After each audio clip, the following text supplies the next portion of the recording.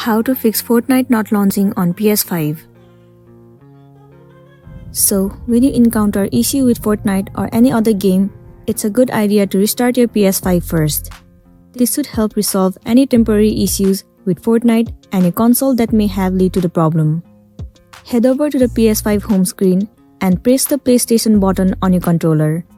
Select the power icon and select Restart PS5 from the list.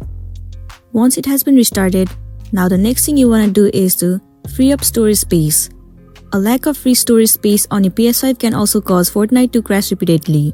You need to check your PS5 storage status to ensure there is enough free space. So from the PS5 home screen, select the settings icon in the top right corner.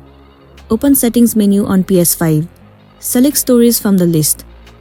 In the console storage tab, check the free space. If your PS5 is low on storage space, consider deleting any unwanted games, screenshots, clip and game data to get Fortnite to run smoothly. Now the next thing you want to do is to rebuild database. Your PS5 database includes essential information about your installed games, saved files, user profiles and more. If there is a problem within the database, Fortnite may take longer than usual to load or won't start at all.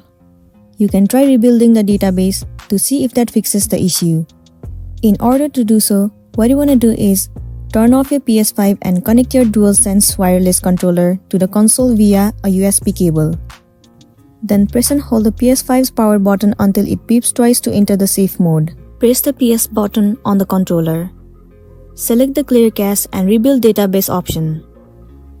And once again select Rebuild Database. Click on OK to confirm. Make sure you don't disconnect your PS5 from its power source during the process. Once it has been completed, it should fix the issue that you have been facing on PS5, and then you'll be good to go. So that's all for today, and this is simply how you can fix Fortnite not launching on PS5. I really hope this video is going to be helpful for you. Thank you for watching it till the end.